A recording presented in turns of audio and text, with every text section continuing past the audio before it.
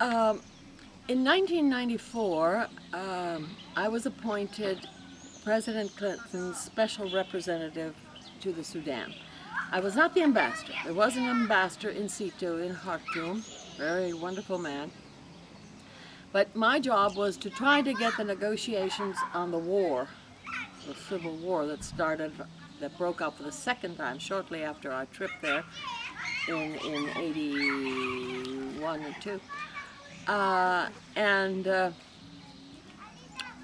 assist with, make it easier for humanitarian assistance to get into the South because the North was not being very cooperative.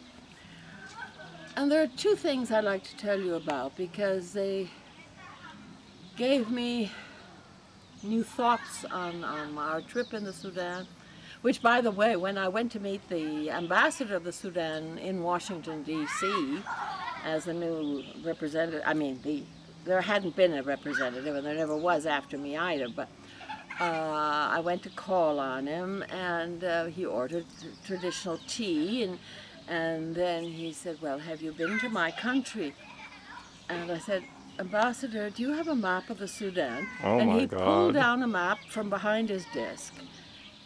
And I went through our whole trip, stop by stop by stop. The man was speechless. He said, you know my country 10 times better than I do.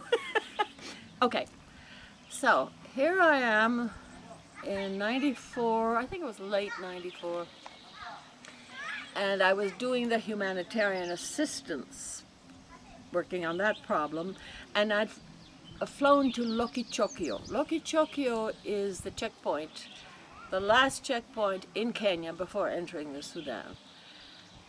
When we passed through there, there was just a border post. But at this stage, because of all the NGOs, all the humanitarian assistance going into the southern Sudan, there was a large camp there, a camp where people could spend the night, get food, etc. and so forth. So I spent the night there, met with a number of the NGOs. And I was sitting there with my Coca-Cola or whatever and waiting for dinner. And a young man came up to me and said, are you Melissa Wells? I said, yes. And he said, well, I graduated from Georgetown Foreign Service School. I was there when you gave the address, the graduation address in 91. And they gave me an honorary doctorate and all that. And he said, you know, Ambassador, I'll never forget the speech you gave about following your dreams and making a commitment to those dreams. And that's why I'm here today. Wow.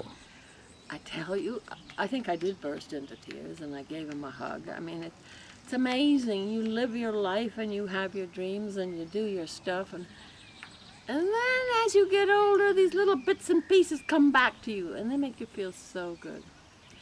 Another story. On one of my trips to the Sudan, again, this would have been probably early 95, the government in Khartoum, you see, because I was visiting in the south, I had to let the government in Khartoum know where I was going so they wouldn't shoot my plane down. This is not the way I want to finish my career. So I always had the flight plans, and there was a wonderful British pilot, bush pilot, woman.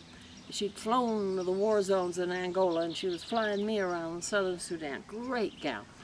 Anyway, we flew. They wanted me to see how well the North was treating the South, and so they flew me to several places in the South. We didn't go to Awil. We spent almost half the day in Wow. I can tell you, the whole thing was staged. I asked questions, but they were all primed to give the right answers. And Wow itself, which we remembered as such a vibrant, wonderful place where people were shoving their watermelons into our Hilux as we were leaving for free, just because they liked us and they thought we were weird people taking this trip. Anyway, at the end of the day, we had to get to Baba Nusa, which is where the plane was going to take off to take me back to Khartoum.